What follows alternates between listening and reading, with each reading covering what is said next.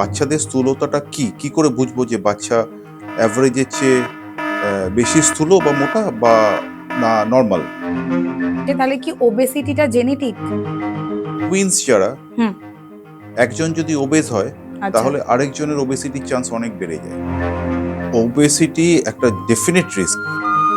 আমরা একদম। যেদিকে এগোচ্ছি সেটা খুব ভালো দিক নয়। সেখানে 20% এর বেশি বাচ্চা ওবিজ এবং এই পরিসংখ্যান বলছে আরো বাড়বে। সকলেই জানি যারা একটু স্থূল তাদের কার্ডিয়াক প্রবলেম হওয়ার চান্স অনেকটা বাড়ছে। আচ্ছা। তার সাথে সাথে হাইপারটেনশন, তার সাথে সাথে মেটাবলিক ডিসঅর্ডার, আচ্ছা। মেটাবলিক ফ্যাটি লিভার, আচ্ছা। তার সাথে সাথে ধরো গলস্টোন রিলেটেড ডিজিজ, আচ্ছা। এরকম পেশেন্ট প্রায়ই পাচ্ছি। হুম। 7-8 বছর, 9 বছর, 6 বছরের বাচ্চা গলস্টোন নিয়ে আসছে। পিরিয়ডিক হেলথ চেক আপ কিন্তু বাচ্চাদেরও বাচ্চাদের প্রয়োজন। প্রয়োজন। খালি ভ্যাকসিন দিয়ে দায়িত্ব শেষ নয়। ক্রিকেটার ওয়াসিম আকরাম, আচ্ছা। উনি খুব ছোট থেকেই কিন্তু ডায়াবেটিসে আক্রান্ত। মানে সামাজিক পট পরিবর্তন একটা বিরাট কারণ চাইল্ডহুড ওবেসিটি।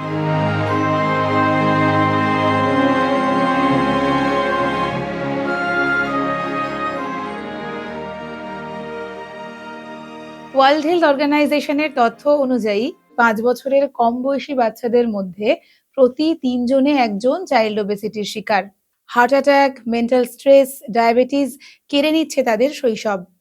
আবার সার্ভে বলছে যেখানে 10% বাচ্চা ম্যালনিউট্রিশন আক্রান্ত, সেখানে 20%-এর বেশি বাচ্চা চাইল্ড ওবেসিটির শিকার। এই পরিসংখ্যান আরো বাড়তে পারে। একজন অভিভাবক হিসেবে, একজন সুস্থ নাগরিক হিসেবে আমাদের কি কর্তব্য হওয়া উচিত, সেই নিয়েই আলোচনা করব আমাদের আজকের এই পডকাস্টে। নমস্কার। নতুন পাতা সাথে নন্দিনীর আমি নন্দিনী। আর আমাদের সাথে আজকে আমরা পেয়ে গেছি general and laparoscopic surgeon, Kolkata medical কলেজের associate professor of surgeon doctor Prosenjit মুখার্জিকে।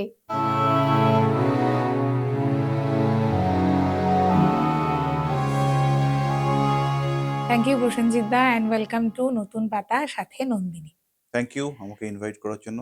আজকের যেটা বিষয় সেটা হলো আমরা তো ভীষণ স্বাস্থ্য সচেতন।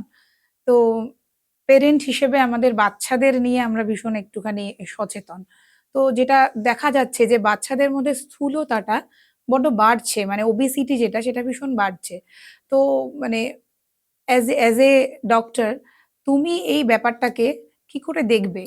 হ্যাঁ, তুমি একটা গুরুত্বপূর্ণ বিষয় আজকালকার যুগে বলতে পারো। যে প্রায় আমরা দেখছি ম্যাক্সিমাম ফ্যামিলি নিউক্লিয়ার ফ্যামিলি। ছোট 1টা কি 2টো বাচ্চা। হয়তো গার্ডিয়ানরা একসাথে থাকছেন না। যার ফলে কি হচ্ছে বাচ্চারা খুব বেশি অ্যাটেনশন পেয়ে যাচ্ছে। 1টা বাচ্চা, একদম। 2টো বাচ্চা বড্ড বেশি অ্যাটেনশন পেয়ে যাচ্ছে। বাবা-মারাও ব্যস্ত। হয়তো ভাবছে কিছু দিয়ে একটা চকোলেট দিয়ে বা একটা মিষ্টি দিয়ে তার পছন্দের খাবারটা দিয়ে তাকে আমরা কিছুটা আ আমাদের যে খামতিটা সেটা মেকআপ করি। তো সেইটা জন্য যেটা হচ্ছে বাচ্চাদের স্থূলতা কিন্তু বৃদ্ধি পাচ্ছে আস্তে, আস্তে আচ্ছা। তুমি যদি দেখো। এবার তুমি যদি বলো যে বাচ্চাদের স্থূলতাটা কি? কি করে বুঝবো যে বাচ্চা এভারেজের চেয়ে বেশি স্থূল বা মোটা বা না নরমাল?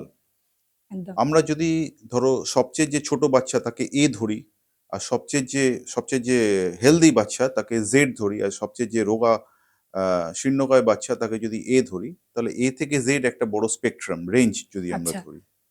এবারে এর 85th পার্সেন্টাইলের বেশি হলেই কিন্তু আমাদের ধরে নিতে হবে যে বাচ্চা ওভারওয়েট। আচ্ছা। আর যদি আমরা 95th পার্সেন্টাইলের উপরে দেখি তাহলে কিন্তু বাচ্চার ওবেসিটি, একদম এই টার্মটা কিন্তু ইউজ করতে হবে। সেটা আচ্ছা। কিন্তু ডেঞ্জারাস, আমাদের কনসার্নড হতে হবে। তাহলে ওবেসিটির রিস্ক বাচ্চাদের জন্য? ওবেসিটি একটা ডেফিনিট রিস্ক। কারণ ওবেসিটি একটা তো ব্যাপার, দেখতে খারাপ লাগছে আচ্ছা। একটা ব্যাপার। তার চেয়েও বড় ব্যাপার হচ্ছে মাল্টিপল হেলথ হ্যাজার্ডস। আচ্ছা। হ্যাঁ? মাল্টিপল হেলথ হ্যাজার্ডস ওবেসিটির জন্য এসে যাচ্ছে। আচ্ছা। আচ্ছা, এখন মানে বাচ্চাদের এই ৪ বছর থেকে ৫-৬ বছরের বাচ্চাদের আ যখনই ওয়েট করাতে যাই তাদের ওয়েট ৩০ এর বেশি বা ৪০ এর বেশি। তাহলে কি আমি বুঝবো সেই বাচ্চা ওবিজ? দেখো এইরকমভাবে বলার খুব ডিফিকাল্ট, কারণ বাচ্চার হাইট কত এটা একটা ইম্পোর্টেন্ট আচ্ছা। ফ্যাক্টর। আচ্ছা। বাচ্চার আ অ্যাক্টিভিটি কিরকম সেটা একটা ব্যাপার। বাচ্চা আচ্ছা। কোন ফ্যামিলি থেকে আসছে, কোন রেস থেকে আসছে সেটা একটা ব্যাপার। পার্টিকুলারলি হাইটটা খুব ইম্পোর্টেন্ট। তাহলে কাজেই ৩০ কেজি বেশি ওয়েট 4 বছরের বাচ্চার আচ্ছা, কিন্তু আমাদের ধরে নিতে হবে বাচ্চা স্থূল। আচ্ছা, তার কিছু প্যারামিটার্স আছে, গাইডলাইন আছে। আচ্ছা, কিন্তু 30 কেজি ওজন হওয়া উচিত নয় একটা 4 আচ্ছা। বছর বা 6 বছরের বাচ্চার। তুমি যে বললে ফ্যামিলি থেকে আসছে, যে রেস থেকে আসে, তাহলে কি ওবেসিটিটা জেনেটিক? কিছুটা জেনেটিক তো বটেই। কেমন ভাবে? এটা মাল্টিফ্যাক্টরিয়াল। খালি আচ্ছা, মানে তুমি মাল্টিফ্যাক্টরিয়াল কেন বলছি? তুমি খালি এতটা সিম্পলিফাই করতে পারবে না যে এটা জেনেটিক, আচ্ছা, পুরোপুরি জেনেটিক বা পুরোপুরি এনভায়রনমেন্টাল, তাই নয়। আচ্ছা, কিছুটা জেনেটিক প্রিডিসপোজিশন আছেই। আচ্ছা, কারণ স্টাডি করে দেখা গেছে টুইনস যারা, হুম, একজন যদি ওবেজ হয় আচ্ছা, তাহলে আরেকজনের ওবেসিটির চান্স অনেক বেড়ে যায়। আচ্ছা। এটা তেমনি এটা কেন হয়? এটা কিছু, কিছু জিন আছে। আচ্ছা, কোনো ক্ষেত্রে একটা জিন রেসপন্সিবল, কোনো ক্ষেত্রে মাল্টিপল জিন আচ্ছা, রেসপন্সিবল। আচ্ছা, মেইনলি জিন রেগুলেট করে স্যাটাইটি সেন্টার, মানে আচ্ছা, কতটা খেলে আমি তৃপ্ত হব। আচ্ছা, এইটা রেগুলেট করে জিন। আচ্ছা, আমরা বলি স্যাটাইটি সেন্টার। আচ্ছা, সেটাকে লেপটিন জিন আচ্ছা, রেগুলেট করে। আরো জিন আছে যেগুলো রেগুলেট করে যে খাবার ক্রেভিংটা। আচ্ছা, এইগুলো আছে। তার সাথে এনভায়রনমেন্টাল ফ্যাক্টর ডেফিনিটলি রেসপন্সিবল। আচ্ছা। তাহলে মানে সার্ভেতে দেখা গেছে যে ৪ বছর থেকে ৬-৭ বছর বাচ্চাদের মধ্যেই ওবেসিটি টেনডেন্সিটা বেশি। এটা কেন? এটা তুমি বলছো যে আগের চেয়ে বেড়েছে কেন? আগের চেয়ে বেড়েছে তো কেনই, এবং হ্যাঁ, এই রেঞ্জটার মধ্যে এই বয়সটার বাচ্চাদের ক্ষেত্রেই বেশি দেখা যাচ্ছে তারা বেশি ওবিজ। হ্যাঁ, এটা প্রথম কথা দেখো, বাচ্চাদের সেলফ কেয়ার এটা আরম্ভ হয় একটু পরে। ধরো ৬-৭ বছর, ৮ বছরের পরে বাচ্চা নিজেকে কিছুটা বুঝতে পারে। নিজের আচ্ছা, বডি ইমেজ সম্বন্ধে কিছুটা কনসিয়াস হয়। তার আগে পর্যন্ত কি? তার আগে পর্যন্ত কিছুটা রেসপন্সিবিলিটি কিন্তু আমাদের পেরেন্টস এরও আছে। আচ্ছা, আমরা বাচ্চাদের যদি বা রিলেটিভসদের, বাচ্চাদের যদি যেগুলো তারা পছন্দ করে সেগুলোই দিয়ে যাই। আচ্ছা, ধরো কেউ যদি চাইছে যে বাইরের খাবার, too much butter, too much ঘি বা পেস্ট্রি, আচ্ছা, যেগুলো মিষ্টি এবং ফ্যাট, কার্বোহাইড্রেট এবং ফ্যাট এক্সেসিভ যদি দেয়া হয়, বা তাদেরকে যদি আমরা খেলতে এনকারেজ না করি। আচ্ছা, এখনকার প্রবলেম যদিও রাস্তায় সেফটি, ধরো তুমি বা আমি যেরকম জায়গায় বড় হয়েছি মফস্বল শহরে, আমরা ওই সময় থেকেই রাস্তায় বেরোতাম। বেরোতাম, হ্যাঁ, পাড়ার লোকরাই আমাদের গার্ড করতো। হ্যাঁ, এখন পাড়াতেই লোক নেই। না, কাজেই বাচ্চাদের আমরাও ছাড়তে ভয় পাই, ভয় বাইরে পাচ্ছি, ছাড়তে।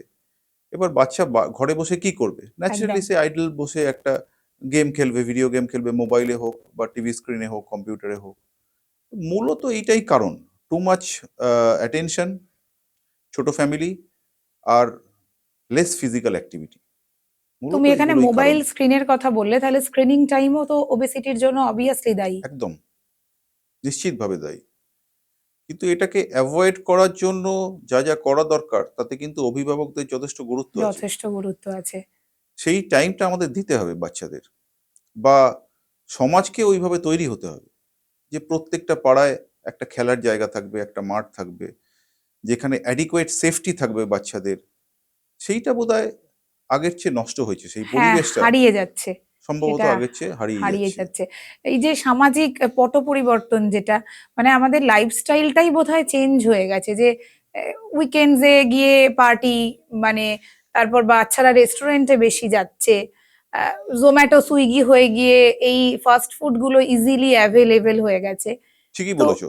হ্যাঁ, তুমি চিন্তা করো আমাদের ছোটবেলায় শনি রোববার মানে আমরা একটা ফুটবল ক্যাম্পে যাব। হুম, হুম? যদি নাও খেলি একটা খেলা দেখতে যাব। একটা যদি ভালো খেলা দেখি তাহলে নিজেরও ইচ্ছে করবে একটু খেলি, বলটা নিয়ে একটু খেলি। খেলি, তাতে তো কিছুটা ফিজিক্যাল অ্যাক্টিভিটি হচ্ছে, কিছুটা একদম, ক্যালোরি ক্ষয় হচ্ছে। একদম, এইটা কিন্তু মানে সামাজিক পট পরিবর্তন একটা বিরাট কারণ চাইল্ডহুড ওবেসিটির। আচ্ছা। সার্ভেতে এটাও দেখা গেছে যে আহ, মেয়ে বাচ্চার তুলনায় ছেলে বাচ্চাদের মধ্যে এই ওবেসিটিটা বেশি। হ্যাঁ, এইটার কারণ? এইটার কারণ হ্যাঁ, তুমি ঠিকই বলেছো। এইটা তো একটা গুরুত্বপূর্ণ বিষয়। ইন্ডিয়াতে এটার একটা কারণ হচ্ছে প্রবাবলি ছেলে বাচ্চারা আজও বেশি গুরুত্ব পায়, আচ্ছা, অ্যাটেনশন পায়। আচ্ছা, ফ্যামিলি বলো, গ্র্যান্ড প্যারেন্টসদের থেকে বলো, কিছু, কিছু ক্ষেত্রে প্যারেন্টসদের থেকেও থেকে, বেশি গুরুত্ব পায়। আচ্ছা, বেশ কিছু ফ্যামিলিতে। কিছু মানে কি বলবো? হয়তো শুনতে ভালো না লাগলেও এটা সত্যি, হ্যাঁ, ঘটনাটা সত্যি। একদম, কাজেই তারা বেশি খাবার পাচ্ছে, বেশি আদর পাচ্ছে, বেশি আদর পাচ্ছে। আচ্ছা, হুম? "বাবু বস, বাবু এটা খা, ২ টো রসগোল্লা খা।" হ্যাঁ, এইটা হয়ে কিছুটা হচ্ছে। আর কিছু জেনেটিক প্রিডিসপোজিশনও আছে যেগুলো নট ওয়েল এক্সপ্লেইনড। ভালো করে এক্সপ্লেন করা যায়নি, বিজ্ঞান এখনো পর্যন্ত এক্সপ্লেন করতে পারেনি, পরবর্তীকালে হয়তো পারবে। আচ্ছা, কিন্তু এটা সত্যি দেখা গেছে যে ছেলেদের ওবেসিটি বেশি। আরেকটা কারণ আছে, মেয়েরা আর্লি এজে কম্পারেটিভলি বেশি ম্যাচিউরড হয়ে যায়। আচ্ছা, কাজেই হেলথ কনসাস মেয়েরা আচ্ছা, কিন্তু কম্পারেটিভলি আর্লি এজে হয়, আচ্ছা, ছেলেরা অনেকটা পরে হয়। পরে হয়। সেটাও একটা গুরুত্বপূর্ণ কারণ। আচ্ছা, আমরা যদি গ্রাম আর শহরের ক্ষেত্রে ব্যাপারটা দেখি, তাহলে দেখবো গ্রামের থেকে শহরের বাচ্চাদের মধ্যে ওবেসিটিটা অনেকটা বেশি। এটা আরেকটা গুরুত্বপূর্ণ, পুরোটাই সামাজিক বিষয়। ধরো গ্রামে এখনো পর্যন্ত হয়তো একটা জায়গায় যেতে হবে, বাড়ির কাছেই সবকিছু অ্যাভেলেবেল নয়। একটা মলে গেলাম, এসকালেটরে চড়লাম, সবকিছু পেয়ে গেলাম, তাতে অ্যাক্টিভিটি একেবারেই কিছু হচ্ছে না। গ্রামের বাচ্চাদের হয়তো স্কুলের জন্য খানিকটা যেতে হচ্ছে, সেটা হয়তো পাবলিক ট্রান্সপোর্ট নেই, সাইকেলে যেতে হচ্ছে বা হেঁটে যেতে হচ্ছে। এই ছোট ছোট ফিজিক্যাল অ্যাক্টিভিটিগুলো কিন্তু ইম্পর্টেন্ট। আর তুমি গ্রামের, এখনো পর্যন্ত গ্রামের যে খাদ্যাভ্যাস, হ্যাঁ, সেটা হয়তো শহরের হচ্ছে ধীরে ধীরে, আরবানাইজেশন পুরোটাতেই হয়ে যাচ্ছে। কিন্তু শহরে যে যে খাবারগুলো অ্যাভেলেবেল, সেইগুলো হয়তো গ্রামে এখনো হয়নি। এই দুটোর মিলিত যোগফল হচ্ছে ক্যালোরি গেন। Calorie gain. হ্যাঁ, যার ফলে বাচ্চাদের স্থূলতা শহরাঞ্চলে অনেক বৃদ্ধি পাচ্ছে। এই যে ক্যালোরি গেন, আমরা তো যদি বড়দের ক্ষেত্রে এই ব্যাপারটা হয়, আমরা ইজি ডায়েট করে বা জিমে গিয়ে বা যোগা টোগা করে কমিয়ে দিতে পারি। বাচ্চাদের ক্ষেত্রে কি ডায়েট করে সেটা মেনটেন করানো সম্ভব? কিছুটা তো সম্ভব বটেই। বাচ্চাদের ক্ষেত্রে এত স্ট্রিক্ট ডায়েট হয়তো মেনটেন করা সম্ভব নয়, কারণ বাচ্চারা অতটা সচেতন হয়নি, ১ নম্বর। ২ নম্বর হচ্ছে বাচ্চাদের কিছুটা খাবার প্রয়োজনও, কারণ ওদের অ্যাক্টিভিটি অনেক বেশি। তো কাজেই বাচ্চাদের যে ন্যাচারাল হ্যাবিট, একদম। সেইটাকে তৈরি করতে হবে। যে ঘরে আচ্ছা। বসে না থাকা, মাঠে যাওয়া, খেলা, আ এই হ্যাবিটগুলো তৈরি করতে পারলে হয়তো অতটা ডায়েটিং এর প্রয়োজনও পড়বে না। ডায়েটের ক্ষেত্রে মেনলি বলে যে ভেজিটেবলস খেতে। হুম। এবার আজকের যে জেনারেশনের বাচ্চারা, তারা তো তোমার চিকেন, ফিশ, এগ, মেনলি বলবো চিকেন আর এগ। ফিশ অনেক বাচ্চা খায় না। তো সেক্ষেত্রে এই চিকেন আর এগ, এগুলো কি ওবেসিটির কারণ হতে পারে? এই যে ভেজিটেবলস কম খাচ্ছে না, বা দেখো, যারা ডায়েটিং এ থাকে, রাদার তাদেরকে বলা হয় চিকেন খাও, এগ হুম, খাও, ফিশ খাও। হুম, কিন্তু প্রিপারেশনটা যেন টু মাচ অয়েলি না হয়, টু অয়েলি না মাচ হয়। ফ্রাইড ফুড না হয়। হয়। কাজেই খাওয়াটা খেতেই পারে, এগুলো খেতেই পারো। এবার তুমি যদি চিকেন বলতে ভাবো একটা নামকরা ব্র্যান্ডের ফ্রাইড চিকেন খাবে, চিকেন, হ্যাঁ। সেটা তো একেবারেই হেলদি নয়। আ কিন্তু চিকেনের মধ্যে আজকাল চিকেনের মধ্যে বিভিন্ন রকম ইনজেকশন পুশ করা হচ্ছে বা কিছু করা হচ্ছে চিকেনটাকে। তো সেগুলো কি শরীরের ক্ষতি করছে? খুব একটা ক্ষতি করছে না। এইগুলো সমস্ত সায়েন্টিফিক্যালি প্রুভেন যে আচ্ছা। ব্রয়লার মুরগি আমরা যেটা খাই, হুম, সেগুলো কিন্তু খুব ক্ষতি কিছু করে না। বরং আচ্ছা, উপকারই করে। আচ্ছা, ক্ষতি কিছু করে না। তার আচ্ছা, মধ্যে যে জীবাণুগুলো, সেগুলোকে অনেক ডেস্ট্রয় করা যায়।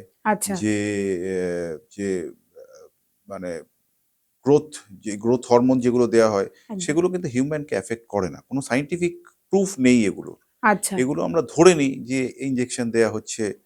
পোল্ট্রি ডিম যেগুলো আমরা খাচ্ছি সেগুলো আর্টিফিশিয়াল এগ। কিন্তু অ্যাকচুয়ালি এগুলো মিথ, সত্যি মিথ। নয়।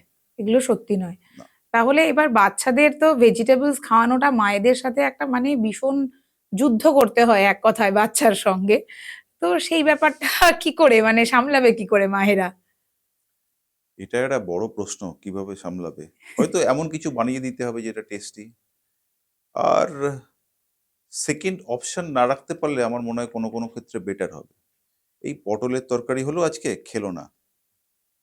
ফ্রিজ থেকে ২ টো নাগেটস বার করে ভেজে দিলাম। হ্যাঁ, এইটা না করলে ওটাই খেতে হবে, বা তুমি না খেয়ে থাকো। একদম। কোনো ক্ষেত্রে বোধহয় এই স্ট্রিক্ট যদি বাবা-মা হতে পারে, তাহলে বাচ্চাদের আখেরে মঙ্গল হবে। তাহলে তুমি বলতে চাইছো যে চাইল্ড ওবেসিটির জন্য অভিভাবকদেরও কিছু অংশে দায়ী করা যায়। মানে বাবা-মাকেও বহুলাংশে দায়ী করা যায়। আচ্ছা, বহুলাংশে দায়ী করা যায়। আমরা বাচ্চাদের কি খেতে দেবো, বাচ্চাদের কতটা অ্যাক্টিভিটি থাকবে, সেটা কিন্তু অনেকটাই রেগুলেট করে বাবা-মায়ের সিদ্ধান্তের উপর। আচ্ছা, সেইগুলো কিন্তু পরিবর্তনের সময় এসছে এখন। আমরা একদম। যেদিকে এগোচ্ছি সেটা খুব ভালো দিক নয়। হেলথ ওয়াইজ সেদিকটা খুব একটা ভালো, এই সেডেন্টারি লাইফস্টাইল খুব একটা ভালো দিক নয়। আমাদেরও বেরোতে হবে, বাচ্চাদের সাথে করেও সাথে বেরোতে করে হবে। বেরোতে হবে। তাতে প্রত্যেকেরই উপকার হবে। আর আজকালকার বেশিরভাগ বাচ্চা খুব জাঙ্ক ফুড অ্যাডিক্টেড। মানে রাস্তায় বেরোলেই বিভিন্ন দোকানে সুন্দর সুন্দর রঙিন চিপসের প্যাকেট, সফট ড্রিঙ্কস, এই সবগুলো বাচ্চাদের আকর্ষিত বেশি করে। কিন্তু এখান থেকে বাচ্চাদেরকে টেনে আনার উপায়, মানে বাইরে রাখার উপায় খুব মুশকিল। খুব মুশকিল। এটা খুবই মুশকিল তবে তার মধ্যেও চেষ্টা করতে হবে যে যে তুমি এই অ্যাক্টিভিটিটা করলে তবে ১ প্যাকেট এক চিপস প্যাকেট পাবে। চিপস পাবে। এত কিছু করলে, এইটুকু দৌড়লে তবে তুমি ১ বোতল কোল্ড ড্রিংকস পাবে। বা ১ টা ক্যান কোল্ড ড্রিংকস পেতে পারো। তার চেয়ে বেশি দেয়া যাবে না। কিছু, কিছু ক্ষেত্রে রেগুলেট করা মুশকিল হয়ে যায়। মুশকিল হয়ে কিন্তু যায়, হ্যাঁ। আমাদের চেষ্টা চালিয়ে যেতে হবে। চেষ্টা চালিয়ে যেতে হবে। কিন্তু এই কোল্ড ড্রিঙ্কস বা চিপস এগুলো তো বাচ্চাদের শরীরের পক্ষে ভীষণভাবে ক্ষতিকর। হ্যাঁ, যেকোনো মানুষের পক্ষেই ক্ষতিকর। ক্ষতিকর। আ এগুলো কেমন করে ক্ষতি করছে শরীরের? কেমন করে মানে এই high salt content, high sugar content hmm, দুটোই কিন্তু ক্ষতি করে। আচ্ছা, দুটোই আল্টিমেটলি শরীরের মধ্যে জল টানে এবং আল্টিমেটলি তুমি ওজন বাড়ায়। এই যে সুগার যেটা খাচ্ছ এটা ফ্যাটে কনভার্ট হয়। হ্যাঁ? গ্লাইসেমিক ইনডেক্স হাই ওলা খাবার যদি আমরা খাই, ডায়াবেটিসের প্রবণতা বাড়বে। আচ্ছা, কাজেই এইগুলো কোনোমতেই দেয়া যাবে না। যেগুলো আচ্ছা, আ অত সহজপাচ্য নয়, একটু দেরিতে ভাঙছে আরকি। মানে শরীরের মধ্যে গিয়ে হজম হতে একটু টাইম লাগছে। হ্যাঁ, ফাইবার রিচ ফুড সোজা কথায়, সেইগুলো কিন্তু বেটার আচ্ছা। বাচ্চার পক্ষে। আচ্ছা, আরেকটা যেটা বলে শরীরের পক্ষে মেইন জিনিস বিএমআই। হুম। এই বিএমআইটা কি? বিএমআই এর ফুল ফর্ম হচ্ছে বডি মাস ইনডেক্স। আচ্ছা, মানে দুটো সোজা ক্যালকুলেশন বলতে ওয়েট ইন কেজি আচ্ছা, divided by height in metre square. আচ্ছা, এটা বড়দের ক্ষেত্রে আমরা বেশি ইউজ করি, বাচ্চাদের আচ্ছা, ক্ষেত্রে কম্পারেটিভলি কম ইউজ করা হয়। আচ্ছা, তো বিএমআই আ মানে যেটা ধরি আমরা, মোটামুটি ১৮ থেকে ২৪ বিএমআই যদি থাকে সেটা নরমাল। আচ্ছা, above 24 overweight and above 30 is obeys. আচ্ছা, ঠিক আছে? হেলথ হ্যাজার্ড কিন্তু 26, যদি 26-27 থেকেই আরম্ভ হয়। আচ্ছা। আর 30 র পরে কিন্তু ডেফিনিট হেলথ হ্যাজার্ডস আছে। তাহলে চাইল্ড ওবেসিটির সঙ্গে বিএমআই কি কোনোভাবে সম্পর্ক আছে? হ্যাঁ, সম্পর্ক তো আছেই। বিএমআইটা দেখতে হবে কোন এলাকার। ধরো ইন্ডিয়ান চাইল্ডের বিএমআই যেটা হওয়া উচিত, ওয়েস্টার্ন চাইল্ডের বিএমআই মেবি তার চেয়ে একটু বেশি অ্যাকসেপ্ট করা যেতে পারে। কারণ ওদের মাসল মাস আচ্ছা, কম্পারেটিভলি বেশি। তুমি আচ্ছা, একজন এভারেজ ইন্ডিয়ান ইভেন অ্যাথলিটও দেখো, ইন্ডিয়ান অ্যাথলিট আর একজন আমেরিকান অ্যাথলিট যদি দেখো বা একটা নাইজেরিয়ান অ্যাথলিট দেখো, হুম, ওদের কিন্তু মাসল মাস কম্পারেটিভলি বেশি ইন কম্পারিজন টু ফ্যাট। আচ্ছা। এই কাজেই মাসল মাস ব্যাপারটা কি একটু জানতে চাইবো। মানে বডি ওয়েট তো ৩ টে থাকে। ধরো হাড়ের ওজন থাকে, হ্যাঁ, কিছুটা জল থাকে, হ্যাঁ, কিছুটা পেশি। আচ্ছা, এবার একজনের পেশি ধরো অনেকটা বেশি। হুম, সেই তুলনায় তার ওজন কিছুটা বেশি হলেও তার কিন্তু সেটা ব্যাড ইফেক্ট হচ্ছে না। আচ্ছা, কেননা তার ফ্যাট প্রপোর্শন আচ্ছা, কম্পারেটিভলি কম। আচ্ছা, কাজেই বডি ওয়েটের কত শতাংশ মাসল মাস তৈরি করছে তার উপরে কিন্তু নির্ভর করছে তার শরীরে ব্যাড ইফেক্টস গুলো কত, ওজনের ব্যাড ইফেক্টস গুলো কতটা হবে। কতটা হচ্ছে? সার্ভে করে এটাও দেখা গেছে যে যেখানে ভারতবর্ষে 10% বাচ্চা ম্যালনিউট্রিশনে আক্রান্ত, সেখানে 20% এর বেশি বাচ্চা ওবিজ, এবং এই পরিসংখ্যান বলছে আরো বাড়বে। তো এই পরিসংখ্যানটা আমার জানা ছিল না। এটা তো অত্যন্ত উদ্বেগের বিষয়। হ্যাঁ, কিছুদিন আমরা যদি ইতিহাসে ৭৬ এর মন্বন্তর পড়তাম যে বাচ্চারা লিকপিকে বাচ্চা, একদম মাসল মাস নেই, কিছু রিকেট হচ্ছে, নানা রকম ম্যালনিউট্রিশন হচ্ছে। তো এই পট পরিবর্তনটা তো ভয়ানক, ভয়ানক। ভয়ানক। এবং এর জন্য লাইফস্টাইল চেঞ্জ করতে হবে। আমরা যেদিকে এগোচ্ছি হয়তো কিছুটা ব্যাকওয়ার্ড লাইফস্টাইল, আ হুম, সেডেন্টারি লাইফস্টাইল থেকে অ্যাক্টিভ অ্যাক্টিভ লাইফস্টাইলে লাইফস্টাইলে নিজেদের নিয়ে যেতে হবে। শুধু বাচ্চাদের বললে তো হবে না, নিজেদেরও করে নিজেদেরকেও এক্সাম্পল সেট করতে হবে বাচ্চাদের জন্য। যে আমি এইটা করছি, তোমাকেও করতে হবে। একজন অভিভাবক হিসেবে আমাকেও সচেতন হতে হবে নিশ্চিত, যাতে নিশ্চিতভাবে। হ্যাঁ, আমার বাচ্চা এই ওবিসিটিতে না ভোগে। হ্যাঁ। বাড়িতে ফিরেই আমরা মোবাইলটা না দেখে হ্যাঁ, একটুখানি গেলাম, রাস্তায় হেঁটে এলাম। রাস্তায় হেঁটে এলাম। হ্যাঁ, বা ছাদে হেঁটে এলাম। একদম, গাছগুলোর পরিচর্যা করলাম। একদম। এইটা দরকার বোধহয়। আজকাল আমরা বাবা-মায়েরা ভীষণই ব্যস্ত। এবার আমাদের অনেকের বাচ্চা আছে যারা এই চাইল্ড ওবেসিটিতে ভুগছে। আমরা ব্যাপারটা জানছি কিন্তু ওভারলুক করে যাচ্ছি, ভাবছি ঠিক আছে পরে হবে পরে হবে, পরে ব্যাপারটাকে ম্যানেজ করে দেবো, এই জিমে পাঠিয়ে বা ডায়েটিং বাচ্চাকে করিয়ে করে দেবো। কিন্তু এটাতে বাচ্চার ক্ষতি কতটা হচ্ছে? বাচ্চার ক্ষতি তো হচ্ছেই, হয়তো তাৎক্ষণিক ক্ষতি হচ্ছে না, কিন্তু পরবর্তীকালে দীর্ঘকালীন স্থূলতা যদি থেকে থাকে তাহলে কিন্তু নানা রকম হেলথ হ্যাজার্ড এখন দেখতেই পাবে চারিদিকে। অস্ট্রিও আর্থ্রাইটিস একটা বিরাট ফ্যাক্টর, আচ্ছা। মানে আর্লি এজ অফ অনসেট। আচ্ছা। যারা দেখবে বেশি স্থূল, আহ, কিছু বয়সের পরেই খুঁড়িয়ে হাঁটছে, এটা আচ্ছা। মূল কারণ কিন্তু হাড়ের ক্ষয়, অস্টিও আর্থ্রাইটিস। আচ্ছা। কার্ডিয়াক প্রবলেম তো রয়েছেই। আচ্ছা। আহ, এটা আমরা সকলেই জানি, যারা একটু স্থূল তাদের কার্ডিয়াক প্রবলেম হওয়ার চান্স অনেকটা বাড়ছে। আচ্ছা। তার সাথে সাথে হাইপারটেনশন, তার সাথে সাথে মেটাবলিক ডিসঅর্ডার, আচ্ছা। মেটাবলিক ফ্যাটি লিভার, আচ্ছা। তার সাথে সাথে ধরো গলস্টোন রিলেটেড ডিজিজ, আচ্ছা। এইগুলো কিন্তু বৃদ্ধি পাচ্ছে। এবং কিছু কিছু ক্ষেত্রে কোনো কোনো ক্যান্সারও কিন্তু দেখা গেছে স্থূল লোকেদের মধ্যে চান্স অনেক বেশি। বেশি হচ্ছে। হ্যাঁ, এখন বাচ্চাদের মধ্যে শোনা যাচ্ছে পাঁচ হুম, ছ বছরের বাচ্চার গল স্টোন, অ্যাপেন্ডিক্স হুম, এবং বাচ্চাদের মধ্যে ক্যান্সার, হুম। এটাও অনেকাংশেই দেখা যাচ্ছে। কিছু কিছু ক্ষেত্রে স্থূলতা নিশ্চয়ই এর জন্য রেসপন্সিবল। আচ্ছা, তাই এই যে ছোট বাচ্চাদের মধ্যে গল স্টোন, তো এরকম কোনো পেশেন্ট তোমার কাছে এসেছেন তার? আমরা পাই কিন্তু, আচ্ছা। এরকম পেশেন্ট প্রায়ই পাচ্ছি। হুম। 7-8 বছর, 9 বছর, 6 বছরের বাচ্চা গলস্টোন নিয়ে আসছে, এবং সিমটোম্যাটিক গলস্টোন, ব্যথা হচ্ছে, আচ্ছা। মাঝে মাঝেই ব্যথা হচ্ছে গলস্টোন। কিছু কিছু ক্ষেত্রে স্থূলতাই যে একমাত্র কারণ তা নয়, আচ্ছা। কিছু কিছু ক্ষেত্রে অন্য মেটাবলিক ডিসঅর্ডার, হিমোলাইটিক ডিসঅর্ডারের জন্য হতে পারে, ব্লাডের আচ্ছা। ডিসঅর্ডারের জন্য হতে পারে। আচ্ছা।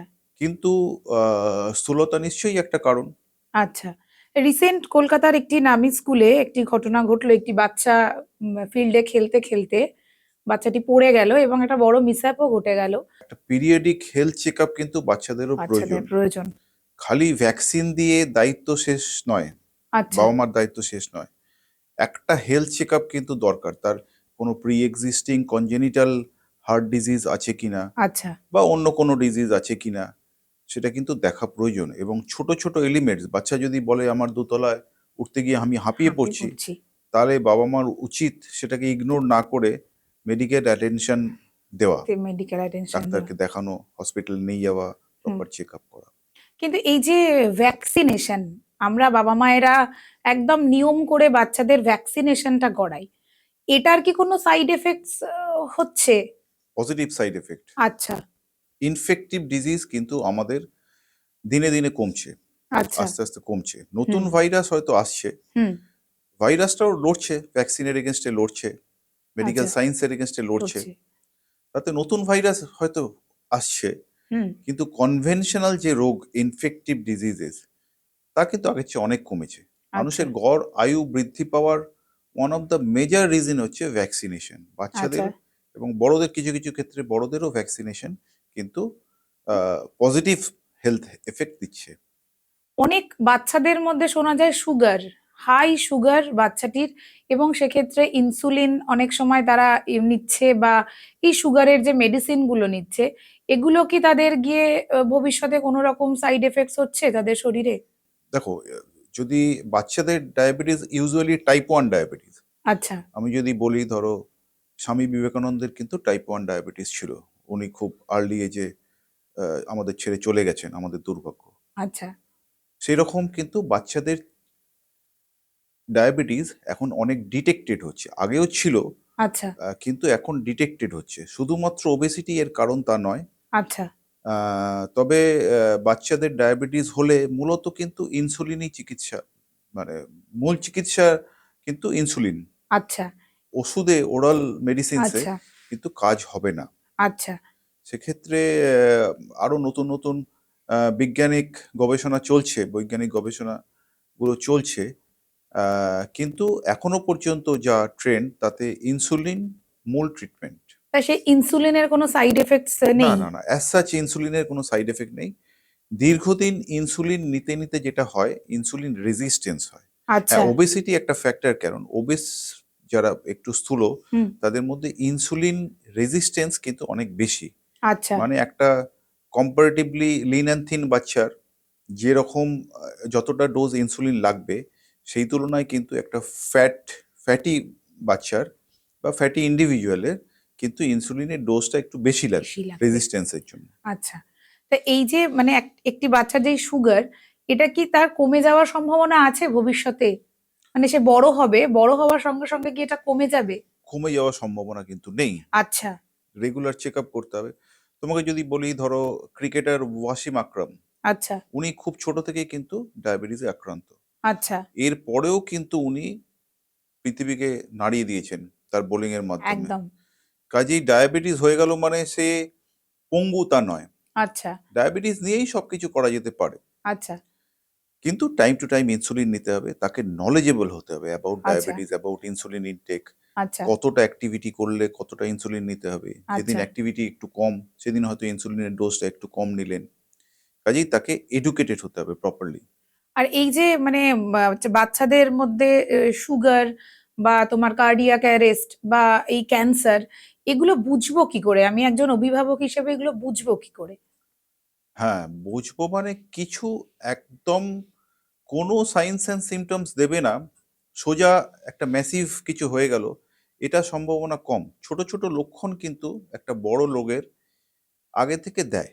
আচ্ছা, আমি তোমাকে একটু আগেই বললাম যে একজন দোতলা সিঁড়ি উঠতে গিয়ে হাঁপাচ্ছে হাঁপাচ্ছে। বা অ্যাভয়েড করছে, হুম, বা তার আরেকটা লক্ষণ হচ্ছে হাত পা নীল হয়ে যাচ্ছে, একটু ঠান্ডা আচ্ছা, লাগলে আচ্ছা, হাতটা, আঙুলগুলো, নাকটা, আচ্ছা, ঠোঁটটা নীল হয়ে যাচ্ছে। আচ্ছা, সায়ানোসিস বলি আমরা মেডিকেল টার্ম। আচ্ছা, তো এই ঘটনাগুলো থাকলে, এই যদি কোনো বাচ্চার সাথে ঘটে, তাহলে কিন্তু বাবা মাদের অ্যালার্ট হতে হবে আচ্ছা, এবং ডাক্তারের শরণাপন্ন হতে হবে। হতে হবে। মানে আমাদেরকেই বাচ্চাদের জন্য লড়ে যেতে হবে। মানে আমাদেরকেই খেয়াল রাখতে হবে যে আমার বাচ্চার কোন সময়তে কি প্রবলেমটা হচ্ছে। নিশ্চিতভাবে। এই যে ঠিক আছে আজকে হবে না কালকে, এই ব্যাপারটা করলে পারে চলবে না। একেবারেই চলবে আমাদেরই না। অভিভাবক হিসেবে সচেতন হতে হবে। কিন্তু আজকালকার বাচ্চারা বেশি বাবা মায়ের কাছে থাকার থেকে স্কুলে গিয়ে টাইমিংটা বেশি কাটাচ্ছে। সকাল 7টায় তারা বেরিয়ে যাচ্ছে, বিকেল 4টের সময় স্কুল থেকে ফিরছে। এক্ষেত্রে স্কুলগুলোর দায়িত্ব কি হওয়া উচিত বলে তোমার মনে হয়? স্কুলের দায়িত্ব হচ্ছে স্কুলে যেন একটা টাইম থাকে অন্তত খেলাধুলার জন্য। খেলাধুলার জন্য। এইটা থাকছে, আজকালকার যে স্কুলে হ্যাঁ, থাকছে না তা নয়। আর স্পোর্টস অ্যাক্টিভিটি, রেগুলার স্পোর্টস হওয়া, বা অন্য স্পোর্টস ছাড়াও অন্য কিছু অ্যাক্টিভিটি, যেমন ধরো একটা 26শে জানুয়ারি হোক বা 15ই আগস্ট হোক, কোনো একটা বিশেষ দিনে একটা র্যালি। র্যালি। হ্যাঁ, এই র্যালিগুলো যদি করা হয় তাহলেও এক একটা বাচ্চার ইন্সপিরেশন পাবে, যেটা থেকে আমি একটা অন্য র্যালি অন্য করতে র্যালি পারি। করতে পারি। এইগুলো স্কুল অ্যাক্টিভিটি থাকলে আমার মনে হয় বাচ্চাদের ক্ষেত্রেও একটু উপকার হবে। আমরা বাচ্চাদের স্কুলে যে টিফিন বক্স পাঠাচ্ছি, অনেক সময় বাচ্চা খাচ্ছে খাচ্ছে না সেটা ফেরত নিয়ে চলে আসছে। এটাতে তো বাচ্চার পুষ্টির অভাবটা হচ্ছে। তো এইটা কি কোনোভাবে বাচ্চাকে এফেক্ট করছে, বাচ্চার শরীরের এফেক্ট করছে? নিশ্চিতভাবে করছি। একটা প্রলংড ফাস্টিং, ধরো তুমি দিলে সেটা তার পছন্দ হলো না, খেলোই না। না, বাড়ি এসে প্রচন্ড খিদে পেলো, হুম। 4টে ফ্রাইড ফুড খেয়ে নিল, হ্যাঁ। বিরাটভাবে ক্ষতি করছে। ছোট ছোট মিল টাইমে যদি খাওয়া যায়, তাহলে ওবেসিটির চান্স অনেক কমবে এবং হেলথ হ্যাজার্ডস অনেক কমবে। আচ্ছা, হেলদি প্লেট ফর চাইল্ড, এটা কি হওয়া উচিত? দেখো, বাচ্চাকে তুমি যদি বলো একটাও চকলেট খেও না দিনে, তাহলে সেটা সেটা ফিজিবল হবে না। সম্ভব নয়। কাজেই একটা দুটো তুমি দিতে পারো চকলেট, একদম। কিন্তু ওকে বলতে হবে তোমাকে তার সাথে এই ফ্রুটস গুলো খেতে খেতে হবে, হবে। বা এই ফাইবার রিচ খাবারটা খেতে হবে, খেতে হবে। সবজিটা খেতে হবে, খেতে তবে হবে। তুমি চকলেট পাবে। কোল্ড ড্রিঙ্কসটা তুমি তবেই পাবে যদি তুমি, ধরো একটা ছানা, এটা তুমি এতটা খেলে, খেলে। তবে তুমি কোল্ড ড্রিঙ্কসটা পাবে। একদম। এইগুলো বাচ্চাকে বোঝাতে হবে। খুব ডিফিকাল্ট ইস্যু, চট করে বাচ্চা বুঝতেও চাইবে বুঝতে না, চাইবে না। কিন্তু চেষ্টা চালিয়ে যেতে হবে কিন্তু আমাদের। আমাদের বড়দের ক্ষেত্রেও তাই হয় যে ক্রেভিং হলো একটা চকলেট খেয়ে নিলাম। নিশ্চয়ই এবার সেইটা বাচ্চাদেরকে যতটা সম্ভব আমাকে আটকাতে হবে। আটকাতে হবে। আমাদের মায়েদের মধ্যে একটা কনসেপ্ট আছে, বাচ্চাকে চিনি খেতে দেব না। একটা বাচ্চাকে যখন আমি চা দিচ্ছি, না না না চায়ে চিনি খেতে হবে না, তুই মিষ্টি কম খা, মোটা হয়ে যাবি। তো এটার নেগেটিভ পজিটিভ দিক কি আছে? একটু আধটু খাওয়া চলতেই পারে, বাচ্চাদের এত রেস্ট্রিক্ট করেও দরকার নেই। এবং দেখো, চিনি কিন্তু শরীরের জন্য দরকার, এমন নয় যে কার্বোহাইড্রেট দরকার নেই। টু মাচ সুগার, তুমি যদি বলো একটা গোটা ক্যাডবেরি চকলেট আর কি, বা একটা গোটা পেস্ট্রি যদি সে প্রত্যেকদিন খেতে থাকে, আচ্ছা। তাহলে অনেকটা সুগার যাচ্ছে। কিন্তু চা খেলো বা কিছু একটা দুধ খেলো, তাতে ১ চামচ চিনি, সেটা বাচ্চাদের দেয়া যেতেই পারে। ওইটুকু অ্যালাউ করা যেতেই পারে। আরেকটা হচ্ছে এই চাইল্ড ওবেসিটি ব্যাপারটা তো ওয়েস্টার্ন কনসেপ্ট ছিল। ইন্ডিয়াতে এটা আস্তে আস্তে ঢুকছে, আস্তে আস্তে আমাদের মধ্যে আসছে যে বাচ্চা ওবিজ হচ্ছে বা কিছু হচ্ছে। তো এটা নিয়ে অভিভাবকদের তুমি কিরম করে সচেতন করতে চাও? এই কনসেপ্ট যেটা বলছো ওয়েস্টার্ন কনসেপ্ট, আমরা তো পশ্চিমের দিকেই তাকিয়ে আছি। পুরোপুরি ওদেরকেই ফলো করছি বা ওই দিকেই এগোনোর চেষ্টা করছি বা ওই দিকেই কিছুটা হয়তো এগোচ্ছি। হ্যাঁ। তো তাতে ন্যাচারালি যেটা হচ্ছে ওয়েস্টার্ন লাইফস্টাইল ফলো করার জন্য চাইল্ডহুড ওবেসিটি যেটা অতটা প্রবলেম ছিল না ইন্ডিয়ায়, সেটা আস্তে আস্তে আসছে। বিশেষ করে লকডাউনের পরে বাচ্চারা সেডেন্টারি হ্যাবিটে অভ্যস্ত হয়ে গেছে, একদম। স্ক্রিন টাইম, মোবাইল, এই যে হ্যাবিট চেঞ্জ, এর ফলে যে ওবেসিটিটা আস্তে আস্তে বাড়তে থাকছে, সেটাকে চেঞ্জ করার সময় এসছে। লকডাউন তো পেরিয়ে গেছে, পেরিয়ে এখন গেছে। মাঠগুলো অ্যাক্সেসেবল, বাড়ি থেকে বেরিয়ে মাঠে যেতে বা যে কোনো স্পোর্টস অ্যাক্টিভিটি করতে আমরা বাচ্চাদের এনকারেজ করি। আমার মনে হয় তাতে সমাজেরও মঙ্গল, বাচ্চাদেরও মঙ্গল। বাচ্চাদেরও মঙ্গল। কমিউনিটি স্পোর্টস কতটা দরকার বাচ্চাদের জন্য? খুব দরকার, শুধু বাচ্চাদের নয়। মানে এখন দেখবে তুমি পাড়ায় পাড়ায় সন্ধেবেলায় বসে আড্ডা দেওয়া এটাই কমে গেছে। যে যার নিজের বাড়িতে চলে গেল, মোবাইল দেখতে থাকলো, দেখতে রিলস থাকলো। দেখতে থাকলো, টিভি দেখতে থাকলো। পাড়ায় একটা বসে আড্ডা, ক্যারাম খেলা, টেবিল টেনিস খেলা বা একটু হেঁটে আসা সকলে মিলে, এইটার প্রয়োজন আছে। পাড়ার ক্লাবে গেল, এলো, দুটো অ্যাক্টিভিটি করলো, হাত পা নাড়ালো, তাতে যেটুকু উপকার হবে সেটাই প্রয়োজন। আর ক্লাবে বসে আড্ডা দিলেই একটা ইচ্ছে হবে, না আজকে একটা টুর্নামেন্ট হোক, একটা ছোট টুর্নামেন্ট হোক। ফুটবল টুর্নামেন্ট হোক। হুম। আমাদের ছোটবেলায় ধরো এই যে পাড়ায় পাড়ায় টুর্নামেন্ট হতো, ফুটবল টুর্নামেন্ট, ক্রিকেট টুর্নামেন্ট, যে কোনো টুর্নামেন্ট, যে কোনো খেলার টুর্নামেন্ট হতো। সেগুলো যদি আমরা আবার ফিরিয়ে আনতে ফিরিয়ে পারি। আনতে পারি, তাহলে নিশ্চয়ই উপকৃত হবে, গোটা সমাজ উপকৃত হবে। কিন্তু এগুলোর থেকে মানুষ আজকাল বেশি গুরুত্ব দিচ্ছে স্ক্রিনিং টাইমকে। সবার হাতেই মোবাইল, সব সময়তেই দেখা যাচ্ছে। তো এই সময়ের সাথে ব্যাপারটায় সাথে কিছু পরিবর্তন হবেই। পরিবর্তন হবে। সেটার ভালো দিকও থাকবে, খারাপ দিকও দিকও থাকবে। থাকবে। এবার এটাকে লিমিট করতে হবে। স্ক্রিন টাইমটাকে লিমিট না করতে পারলে পুরোপুরি অ্যাভয়েড করা অসম্ভব। এটাকে লিমিট করতে হবে, চেষ্টা করতে হবে, বড়দেরও চেষ্টা করতে হবে। খালি বাচ্চাদের বলবো যে মোবাইল দেখো না, মোবাইল দেখবো না, আর নিজে বাড়ি নিয়ে বাড়িতে মোবাইলে। ঢুকে বিছানায় হেলে মোবাইল দেখতে আরম্ভ করলাম, তাতে লাভ হবে না। আচ্ছা, এই ওবেসিটির জন্যে বাচ্চারা অনেক সময় স্কুলে গিয়ে ভীষণভাবে বুলি হচ্ছে। এই বডি শেমিং যে ব্যাপারটা, এতে তাদের মানসিকতার পরিবর্তন হচ্ছে, মেন্টাল স্ট্রেস হচ্ছে। এটা কতটা ক্ষতিকর বাচ্চাদের জন্যে? এটা তো খুব ইম্পর্টেন্ট ইস্যু। স্কুলে এটা আটকানো পুরোপুরি হয়তো সম্ভব নয়। স্কুল অথরিটিকে কিছুটা স্ট্রিক্ট হতে হবে। হতে হবে। এর জন্য অনেক বাচ্চা ডিপ্রেশন হয়ে যাচ্ছে। একদম। হ্যাঁ, এবং এর এটা কিন্তু ভিসিয়াস সাইকেল। ডিপ্রেশন কিন্তু মানুষকে আবার ইন্ডালজ করে বেশি খাবার খেতে। আচ্ছা, এটা অদ্ভুত ব্যাপার আচ্ছা। যে ডিপ্রেশনে যে ও চেষ্টা করবে মোটিভেটেড হয়ে নিজের ওয়েট কমাতে, তার চেয়ে চুপ করে বসে থাকলো, অ্যাক্টিভিটি কমিয়ে দিল, তাতে উল্টো এফেক্ট হচ্ছে। আচ্ছা, কাজেই স্কুল অথরিটিকে কিন্তু এটার ব্যাপারে স্ট্রিক্ট হতে হবে। আচ্ছা। যদি কোনো এরকম ইনফরমেশন স্কুল অথরিটির কাছে আসে, স্কুল ম্যানেজমেন্টের কাছে আসে, তাদের কিন্তু প্রপার স্টেপ নিতে হবে যে না এরকম বলা যাবে না, এরকম করলে কিন্তু পানিশমেন্ট পেতে হবে। তো এই স্ট্রিক্ট নেচারটা থাকা দরকার স্কুলে। হ্যাঁ, অনেক সময় স্কুলেও এটা হচ্ছে বা বাড়িতেও বা পাড়াতে ঘুরতে গেলেও এই বাচ্চাটা ভীষণ মোটা, এই তুই এত বেশি মোটা কেন? এগুলোও তো বাচ্চাকে ডিপ্রেসড করে দিচ্ছে। হ্যাঁ, এটা আমাদেরও সচেতন থাকতে হবে। দুম করে একজন কাউকে তুই কেন মোটা, হ্যাঁ হুম। তুই কেন চলিস না, তুই কেন চুপচাপ বসে থাকিস, এরকম না বলে মোটিভেট করা। চল বাবু, একটু হাঁটাচলা করে আয়, একদম, হ্যাঁ একটু এক্সারসাইজ কর, তাহলে তো চেহারাটা বিরাট কোহলির মতো বানাতে পারবি। একদম। এরকম ভাবে যদি আমরা মোটিভেট করি বাচ্চাদের, খালি নিজের সন্তানদের নয়, পাড়ায় সকলকে। বা অন্য স্কুলের, ধরুন আপনার ছেলে আছে, তোমার ছেলে আছে, তুমি চাইছো তোমার ছেলের বন্ধু তাকে মোটিভেট করতে, এইভাবে তুমি মোটিভেট করতেই হ্যাঁ, পারো। মোটিভেশনটা ভীষণ দরকার। হ্যাঁ, খুবই দরকার। মোটিভেশনটা ভীষণ দরকার। এবার আসি বাচ্চার জন্যে এই ওবেসিটি কাটানোর জন্যে একটা ঠিকঠাক হেলদি ডায়েট প্ল্যান যদি তুমি কিছু বলো। হেলদি ডায়েট প্ল্যান এক্স্যাক্ট প্ল্যানে বাচ্চা চলবে না। না। তো তোমাকে অন্তত একটা গুড অ্যামাউন্ট ফাইবার রাখতে হবে। আচ্ছা। ফাইবারটা ফল থেকে আসতে পারে, শাকসবজি থেকে আসতে পারে, বা কিছু কিছু ড্রিঙ্কস আছে, কিছু কিছু পাউডার পাওয়া যায়, প্রিফর্ম পাউডার, যেটা বাচ্চা ভালোবাসে। একটা বাচ্চা ফল যদি না ভালোবাসে, হয়তো সে সবজি খেতে বেশি ভালোবাসছে, তাকে সবজি দিতে হবে। অ্যাডিকুয়েট ফাইবার রাখতে হবে। ফ্যাট এবং কার্বোহাইড্রেট, সুগার, এইগুলোকে একটু হলেও রেস্ট্রিক্ট করতে হবে। আচ্ছা। আর প্রোটিন অ্যাডিকুয়েট দেওয়া যেতে পারে, ব্যালেন্স ডায়েট যেটা বলে সেটা মেনটেন করতে হবে। মেনটেন করতে হবে। আর খুব স্ট্রিক্ট না হলেও কিছুটা মেনটেন করতে হবে। মেনটেন করতে হবে। আর এই যোগা বা যে কোনো ব্যায়ামের ক্লাসে বাচ্চাকে একটু পাঠাতে হবে, তাহলে কি সেটা থেকে ওবেসিটি থেকে কিছুটা মুক্তি পাবে বাচ্চা? একদম যে ব্যায়ামের ক্লাসেই যেতে হবে তার কোনো তার মানে মানে নেই। নেই। মাঠে গিয়ে দৌড়লেও হবে, আচ্ছা। রাস্তায় 5 কিলোমিটার সাইকেল চালিয়ে এলেও হবে, যে কোনো ফিজিক্যাল অ্যাক্টিভিটি।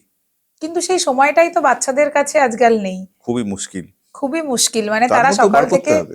রাত অবধি একদম স্কুল, তারপর পড়া, তারপর অনলাইনে পড়া।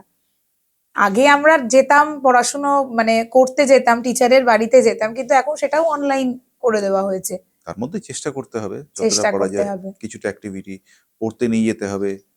বাড়ি থেকে বেরোলাম, ছেলেকে পৌঁছে দিয়ে আসছি, বাড়ি থেকে বেরোলাম, একটা বাইক বার করলাম, স্টার্ট করলাম, পৌঁছলাম, চলে এলাম। আবার চলে এলাম। তাতে বাবারও ক্ষতি, বাচ্চারও ক্ষতি। বাচ্চারও ক্ষতি। মাও ভাবছে বাড়ি থেকে বেরোলাম, টোটোতে উঠি বা যে কোনো এতে উঠি, বাচ্চাকে নামাই, আবার চলে আসি। এটা না করে যদি ওইটুকুই একটু 5 মিনিট আগে বেরিয়ে একটুখানি হাঁটা যায়, অল্প হাঁটাতেই উপকার হবে। সেগুলো আমাদের চিন্তা করতে হবে নিজেদের, কিভাবে কি করা যায়। বিভিন্ন স্বাস্থ্য সংস্থাগুলো আজকাল ওবেসিটি নিয়ে ভীষণ সচেতন। বিভিন্ন রকম ভাবে তারা সার্ভে চালাচ্ছে যাতে এই ওবেস বাচ্চাদের পরিসংখ্যানটা কমানো যেতে পারে। তো আরো কি কি করা যেতে পারে যাতে এই ওবেসিটিটা ভয়ঙ্কর আকার না নেয়? হ্যাঁ, এটা তুমি ঠিকই বলেছো। হয়তো যতটা আমরা পরিসংখ্যান পাচ্ছি, পরিসংখ্যান নিচ্ছি, ততটা মোটিভেশনাল ভিডিও বা মোটিভেশনাল স্পিচ এইগুলোকে প্রমোট করছি না। একদম। এইটাকে প্রমোট করতে হবে। হয়তো ধরো একটা বাচ্চাদের সিনেমা, এটা স্টার্ট হচ্ছে, তাতে একটা মোটিভেশনাল স্পিচ রইলো, ভিডিও রইলো, বা এরকম কিছু সোশ্যাল মিডিয়ায় সরকারের তরফ থেকেও কিছু যদি মোটিভেশনাল ভিডিও দেয়া যায়, আমার মনে হয় তাতে সমাজ উপকৃত হবে। রিসেন্টলি একটি পেপারে দেখলাম আইএনকে একটি পেডিয়াট্রিক ওবেসিটি সেন্টার ওপেন করেছে। তো এরকম ধরনের সেন্টার আরো ওপেন করলে পারে কি মনে হয় যে অভিভাবকরা আরো বেশি সচেতন হবে? নিশ্চয়ই, নিশ্চয়ই। কারণ এই ওবেসিটি রিলেটেড প্রবলেম এত বাড়ছে এবং বাচ্চাদের মধ্যেও বাড়ছে, কাজেই একদম স্পেসিফিক ইস্যুগুলো ওখানে কিন্তু অ্যাড্রেস করা যাবে। কাজেই আচ্ছা। এরকম সেন্টার ওপেন করা দরকার। আচ্ছা। আর এটা পোস্ট প্যান্ডামিকে বোধহয় বেশি বেড়েছে ব্যাপারটা। আসলে তোমার কি আমরা মনে হয়? বাড়িতে থেকে কি করে বিভিন্ন গ্যাজেটগুলোকে ইউজ করা যায়, সেগুলোয় অনেক বেশি। ধরো তুমি আমি বলছি, হ্যাঁ। আমরা কি জুমে এতটা হ্যাবিচুয়েটেড ছিলাম? একদমই না। ছিলাম না। না। কিন্তু আমি কিছুটা মেডিকেল টিচিং এ আছি। আমি কিন্তু তখন শিখলাম কি করে আমার স্টুডেন্টদের একটু হলেও পড়াতে পারি, জুমে পড়াতে পারি। একদম। তো এইভাবে বাচ্চারাও শিখে গেছে, ওদের ন্যাচারালি ওরা অনেক তাড়াতাড়ি পিক আপ করবে। একদম। যার ফলে হয়েছে কি, এই স্ক্রিন টাইম, মোবাইলের টেকনোলজি বা ডিজিটাল মিডিয়ার টেকনোলজি কিন্তু ওরা বেশি অ্যাডপ্ট করেছে, আমাদের চেয়ে বেশি অ্যাডপ্ট বেশি করেছে। অ্যাডপ্ট করেছে। যার ফলে ফিজিক্যাল অ্যাক্টিভিটি কমছে, ফিজিক্যাল অ্যাক্টিভিটি করার সময়টা কমছে, স্ক্রিন টাইম বাড়ছে, এবং এর প্রত্যেকটারই ব্যাড এফেক্ট বলতে পারো, সাইড এফেক্ট বলতে পারো, ওবেসিটি। ওবেসিটি। তুমি তো এত বছর ধরে এই প্রফেশনে আছো। তোমার হিস্ট্রিতে এমন কোনো ঘটনা এসেছে যেটা আমাদের সাথে একটুখানি শেয়ার করলে যদিও ভালো হয়? আমি পেডিয়াট্রিশিয়ান বা পেডিয়াট্রিক সার্জন নই, তবুও আমি দেখেছি যে বডি ওয়েট যদি বেশি থাকে, সেটা বাচ্চাদেরই হোক বড়দেরই হোক, সেটা কিন্তু একটা রোগ থেকে রিকভারির একটা বাধা। আচ্ছা। একটা প্রপার সুস্থ বডি ওয়েট, যার বডি ওয়েট 18.5 থেকে 25 এর মধ্যে, বডি মাস ইন্ডেক্স, তার কিন্তু রিকভারি ফাস্টার হয় ইন আচ্ছা। কম্প্যারিজন টু যাদের বডি ওয়েট বেশি। আচ্ছা। এবং তাদের অপারেশন করাও কিন্তু একটু ডিফিকাল্ট, কিছুটা হলেও ডিফিকাল্ট। আচ্ছা, কোনো কোনো ক্ষেত্রে বিশেষ ধরনের যন্ত্রপাতি লাগে তাদের জন্য, তাদের অপারেশন করার জন্য। আচ্ছা, কাজেই এটা একটা হেলথ হ্যাজার্ড, বিরাট হেলথ হ্যাজার্ড। আচ্ছা। তোমার কোনো অভিজ্ঞতার কথা যদি এখানে একটু শেয়ার করো। অভিজ্ঞতা মানে এরকম একটা, আমি যখন পোস্ট গ্রাজুয়েট ট্রেনি, আচ্ছা, তখন এরকম একটা বাচ্চা, কিছু মেটাবলিক সিনড্রোম নিশ্চয়ই ছিল। তার একটা সিম্পল গলস্টোন করার পরে পেশেন্ট কিছুতেই রিভার্স, অপারেশন করার পরে কিছুতেই তার জ্ঞান ফেরানো যাচ্ছে না, জ্ঞান ফেরানো আচ্ছা, যাচ্ছে না। এবং সেই যে তার একটা ব্রেন অক্সিজেন অক্সিজেনেশন ব্রেনের মধ্যে পর্যাপ্ত পরিমাণ একটা টাইম গেল না, আচ্ছা, তার জন্য কিন্তু তার পার্মানেন্ট ব্রেন ড্যামেজ হয়েছিল। আচ্ছা, এবং সেটা কিছুটা অবস্ট্রাকটিভ স্লিপ অ্যাপনিয়া হতে পারে, কিছুটা টাং ফল ব্যাক করার জন্য হতে পারে। আচ্ছা, কিন্তু এই সবগুলোই কিন্তু ওবেসিটি রিলেটেড। আচ্ছা, কাজেই এই ঘটনাগুলো সবার মাথায় রাখতে হবে যে ওবেসিটি যে কোনো চিকিৎসার পক্ষেও কিন্তু একটা ডিফিকাল্ট প্যারামিটার। আচ্ছা। কাজেই নিজেদের সচেতন হতে হবে। ওবেসিটি তার মানে একটা high risk, definitely. High risk. তাহলে যেসব পেরেন্টসরা মানে যাদের বাচ্চারা এই ওবেসিটিতে আক্রান্ত, সেই সব অভিভাবকদের জন্য তোমার কোনো টিপস? প্রথম টিপস হচ্ছে নিজেদের সচেতন হতে হবে। একদম। হুম। নিজেদের হাঁটাহাঁটি করতে হবে, বাচ্চাদের নিয়ে হাঁটাহাঁটি করতে হবে, স্ক্রিন টাইম কমাতে হবে, বাড়ির মধ্যে আইডলি বসে থাকা কমাতে হবে, যতটা পারা যায় অ্যাক্টিভ লাইফ লিড করতে হবে, হবে। এবং খাওয়া দাওয়ার কিছুটা রেস্ট্রিকশন করতে হবে। আমি আজকে চলে গেলাম রেস্টুরেন্টে, আজকে ভাল লাগছে না, চলে গেলাম বার্গার খেতে, এইগুলো কিন্তু কমাতে হবে। আচ্ছা, যদি বাইরে খেতে হয়, কিছুটা হেলদি খাবার খেতে হবে। কম্পারেটিভলি হেলদি খাবারের মধ্যে মোমো আমি বলতে পারি, আচ্ছা, আহ, বা নুডলস, মিক্সড ভেজ নুডলস বলতে পারি। আচ্ছা, এইগুলোর দিকে ঝুঁকতে হবে বেশি, রাদার একদম ফ্রাইড ফুড, আচ্ছা, সেগুলোকে যতটা পারা যায় অ্যাভয়েড করতে হবে। আচ্ছা, আর ফিজিক্যাল অ্যাক্টিভিটি কিন্তু সকলে মিলে করতে হবে। শুধু বাচ্চাদের বলবো তুই যা খেল, ছোটাছুটি কর আর আমরা ঘরে বসে থাকবো, সেটা চলবে না। আচ্ছা, বাচ্চাদের মোটিভেট করতে গেলে নিজেদের মোটিভেটেড আগে হতে হবে, আচ্ছা। তবে আমরা নিজেদের অ্যাকশন দিয়ে বাচ্চাদের মোটিভেট করতে পারবো। যেসব বাচ্চার ক্ষেত্রে আমরা মেডিসিন দিয়ে বা ডায়েট করিয়ে বাচ্চার ওবেসিটি কমাতে পারছি না, সেক্ষেত্রে কি বড়দের মতন সার্জারি যাবে? বাচ্চাদের জন্য কি দরকার সার্জারিটা করানোর? দেখো, ব্যারিয়েট্রিক সার্জারি বড়দের জন্য এখন একটা এস্টাবলিশ ট্রিটমেন্ট প্রোটোকল, হ্যাঁ, একদম।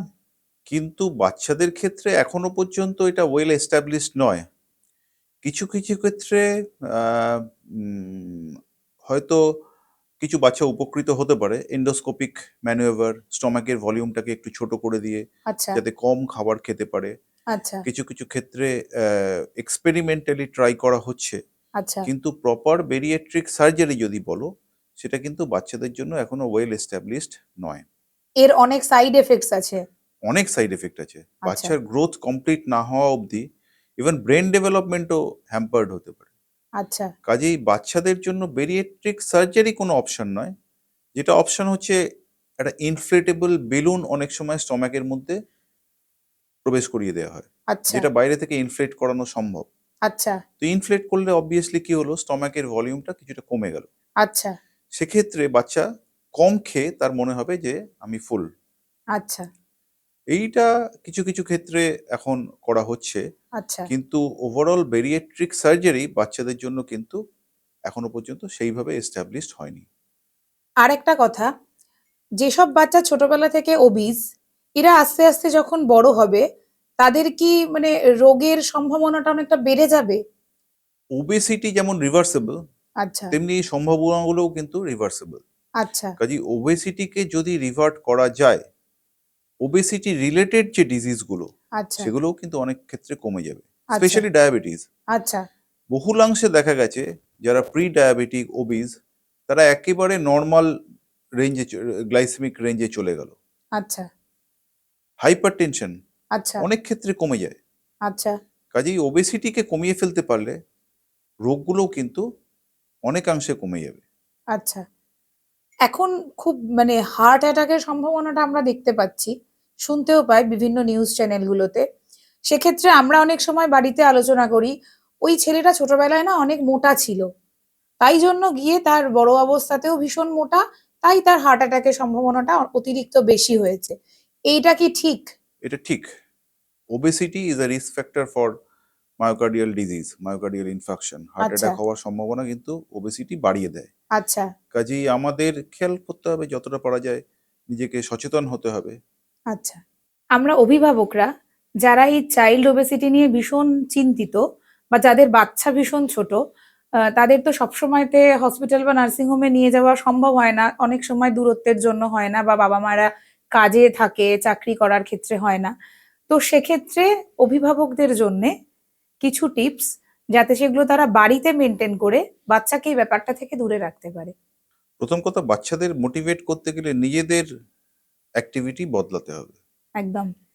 কাজেই আমরা যদি একটা টাইম নিজেদের ফিক্স করি, সেটা ০.৫ ঘন্টা হতে পারে, যে এই টাইমটা আমরা হাঁটবো, গল্প করব সকলে মিলে। এর চেয়ে ভালো আর কিছু হতে পারে না। বাচ্চারা এটা এনজয় করবেই, এই টাইমটুকু বার করতে হবে। খাওয়া দাওয়ার ব্যাপারে গোটা ফ্যামিলিকেই একটু সচেতন হতে হবে, যে এতটা ক্যালোরি আমরা দিতে পারি, বা এতটা চকলেট, পেস্ট্রি, ফ্রাইড ফুড আমরা বাচ্চাকে দিতে পারি। সেটাও প্রত্যেক দিন নয়, কিন্তু ওভারঅল কিন্তু হেলদি খাবার, রেগুলার বেসিসে হেলদি খাবার খেতে হবে। এইটা একটা ব্যাপার।